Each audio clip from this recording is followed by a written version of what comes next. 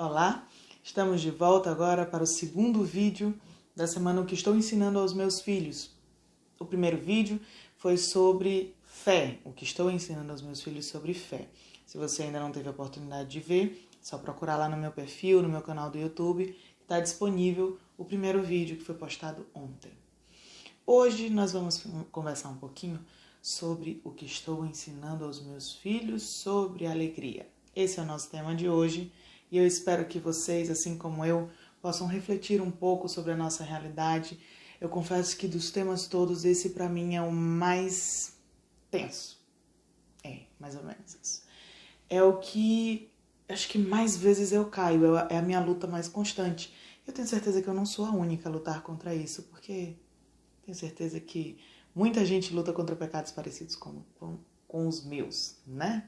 Se você é uma dessas, então aproveita, senta, assiste com calma e pensa de verdade como tem sido a sua vida, como tem sido a sua realidade em termos de alegria e o seu relacionamento com seus filhos, como tem demonstrado e alimentado, cultivado a alegria no meio da sua família.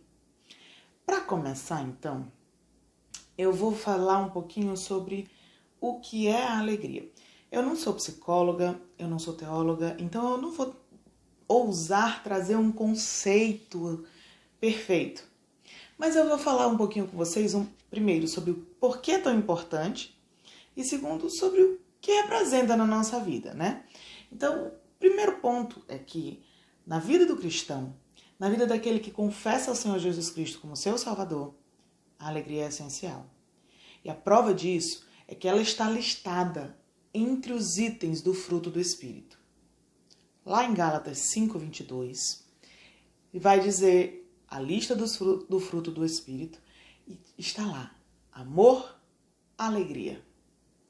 Então, bem aí nós já percebemos que a alegria é uma virtude cristã. É uma virtude cristã, é algo que precisa estar presente na vida do crente. O fruto do Espírito, ele não é como os dons, que só alguns têm. Alguns têm alegria, outros têm amor, outros têm paz. Não, assim funciona com os dons. O fruto do Espírito é para todos os crentes. Então, todos os crentes devem ter a manifestação do fruto do Espírito por meio daquelas características, daquelas virtudes que estão listadas em Gálatas 5:22. E uma delas é a alegria. Então, bem aí a gente já vê que é indiscutível a necessidade de nós termos alegria como parte da nossa vida. De nós termos alegria como parte da expressão e manifestação do Espírito Santo de Deus em nós.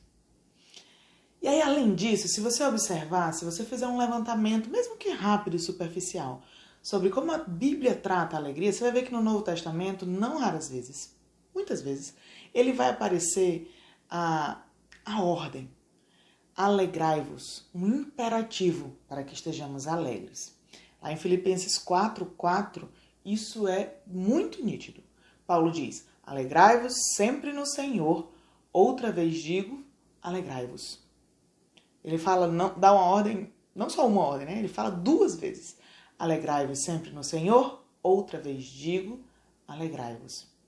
E ali, ele já mostra que é importante nós lutarmos contra isso. Ele deu uma ordem.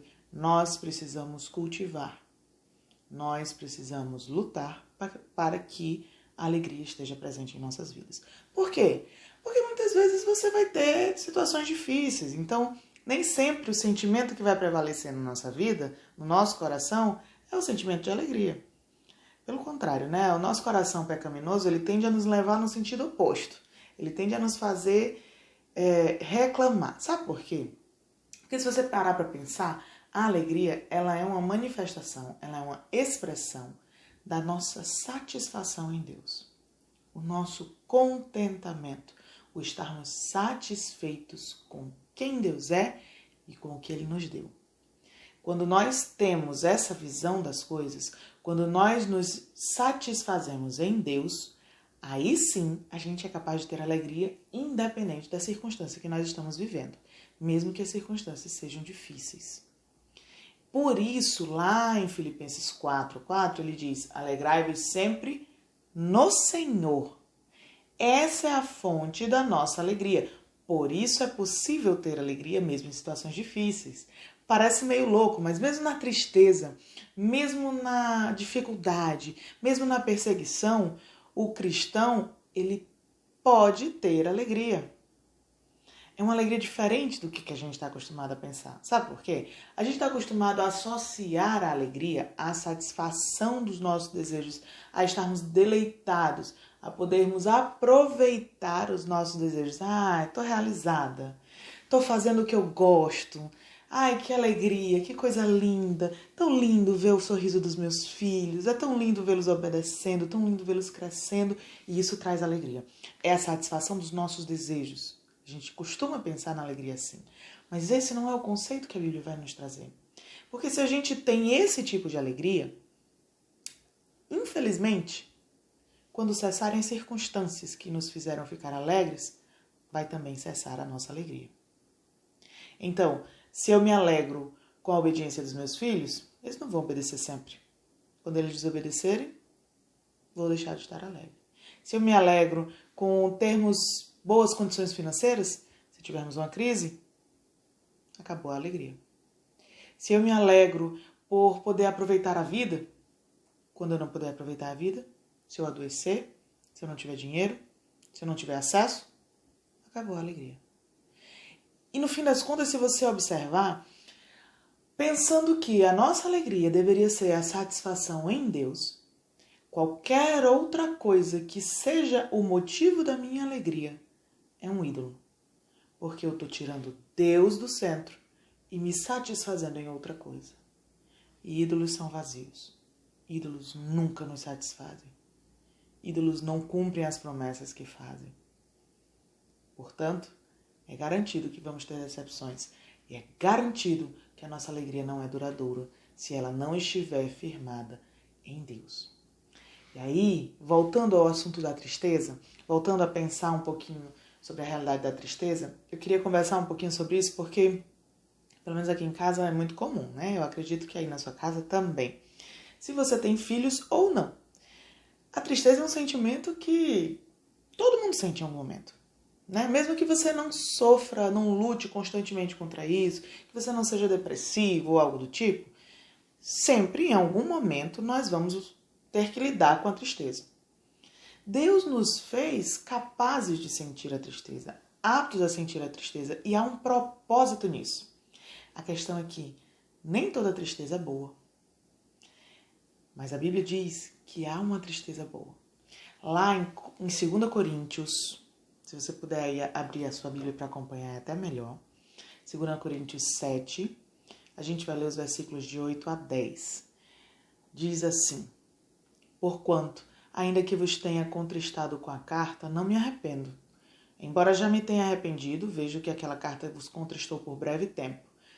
Agora, me alegro, não porque fostes contristados, mas porque fostes contristados para arrependimento. Pois fostes contristados segundo Deus, para que de nossa parte nenhum dano sofresseis. Porque a tristeza, preste atenção no versículo 10, porque a tristeza segundo Deus produz arrependimento para a salvação, que a ninguém traz pesar, mas a tristeza do mundo produz morte. Você vê que Paulo vai fazer a diferença de dois tipos de tristeza. Ele vai dizer que há uma tristeza segundo Deus e uma tristeza segundo o mundo. A tristeza do mundo. Qual é a diferença entre elas? A tristeza segundo Deus opera o arrependimento. Então, recentemente eu tive uma conversa sobre isso com minha filha. Ela estava muito triste por causa de uma situação que tinha acontecido. E aí eu parei para pensar como lidar com aquilo. Às vezes a gente vai ensinar nossos filhos, a gente vai ajudá-los a superar um momento de dificuldade e a gente só consola, por exemplo. A gente põe no colo, diz, calma filho, vai passar, pode chorar, mas vai passar.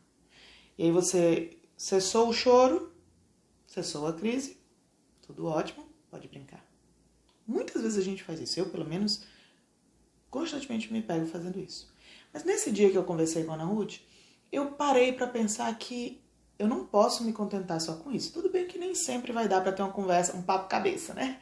Mas é necessário que nós tenhamos conceitos bem estabelecidos, firmados na fé, como a gente falou no último vídeo, para que a gente ensine e instrua os nossos filhos a lidar com os seus sentimentos a partir da Bíblia.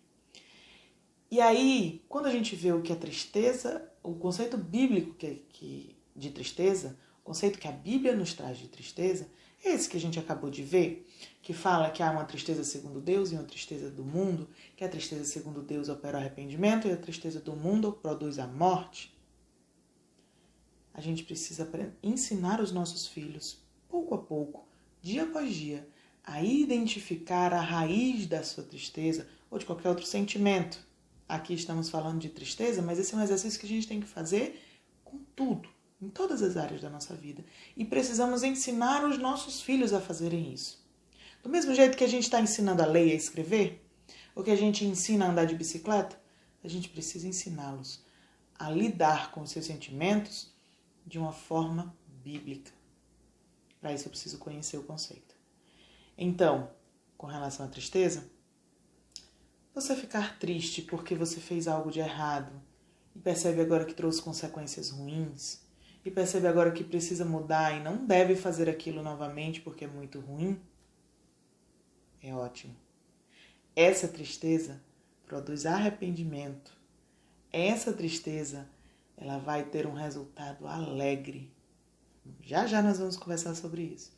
Agora, se a minha tristeza ou a tristeza da criança é motivada pelo fato de que ela queria tanto aquele brinquedo, ou que ela queria tanto fazer algo, ou que ela queria tanto conseguir algo, que ela não aceita a situação, que ela não se conforma, cadê o arrependimento? Essa tristeza tem uma raiz muito perigosa e se a gente examinar bem, provavelmente a gente vai encontrar uma raiz pecaminosa.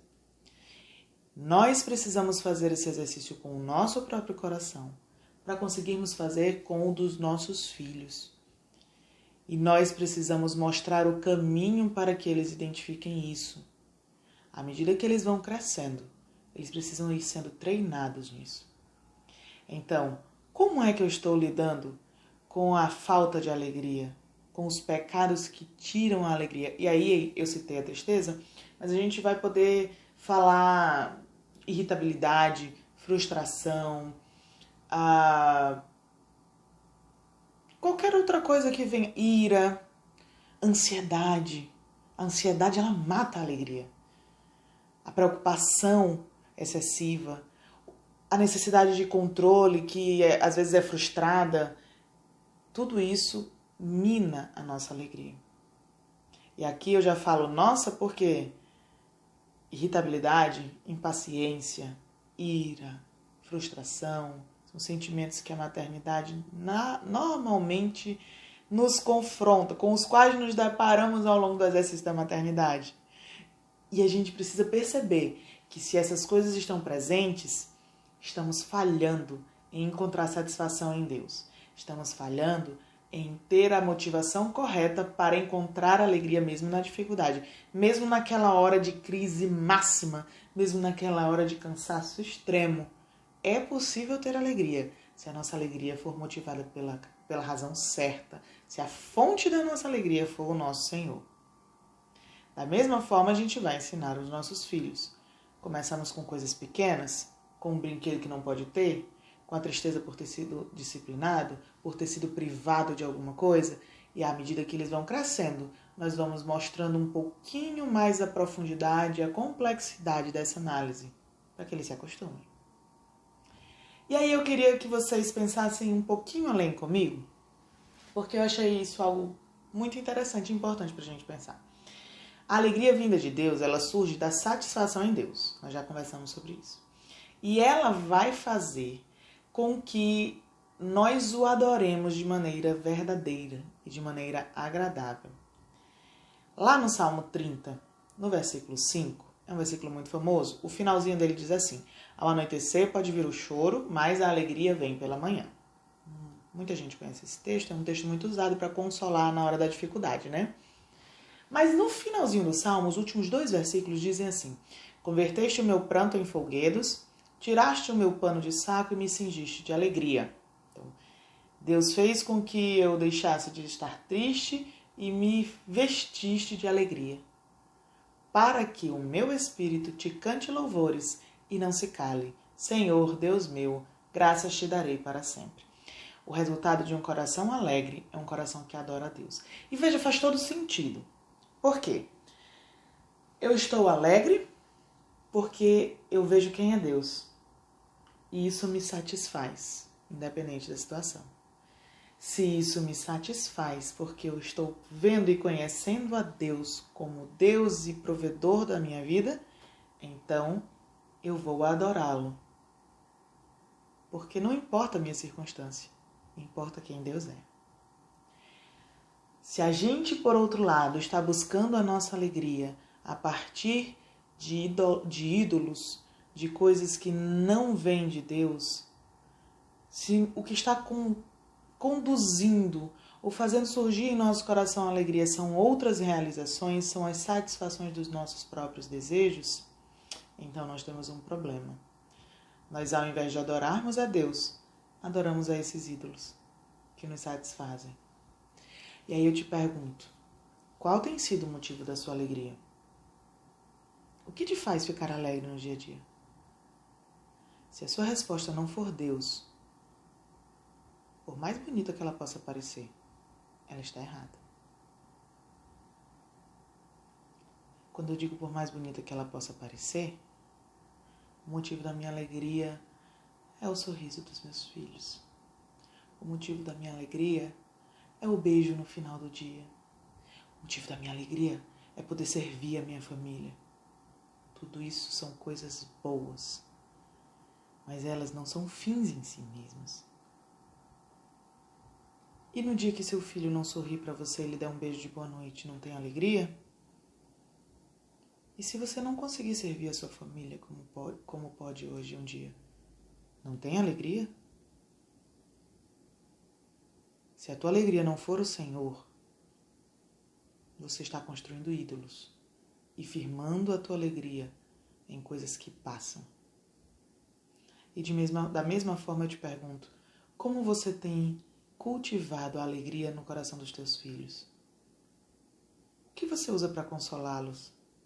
Presentes? Palavras de carinho? A mamãe está aqui, filho. É bonito, mas não é suficiente. E se você morrer? A alegria do seu filho acaba? Deus deve ser a minha alegria. Deus deve ser a tua alegria. Deus deve ser a alegria dos nossos filhos. E se nós não estamos ensinando isso a eles, nós precisamos nos arrepender. Nós precisamos nos desfazer dos ídolos que temos cultivado nos nossos corações e pedir a Deus ajuda para que o Espírito Santo dele possa fazer brotar em nós o fruto da alegria. E assim sermos capazes também de ensinar aos nossos filhos a respeito da alegria verdadeira. Então a minha oração para mim e para você é que Deus possa operar essa transformação no nosso coração. Que a gente vença essa luta contra a ansiedade, contra o controle, contra a frustração, contra a impaciência, contra a irritação, a ira. E sejamos capazes de desfrutar da verdadeira alegria que só em Cristo nós podemos encontrar.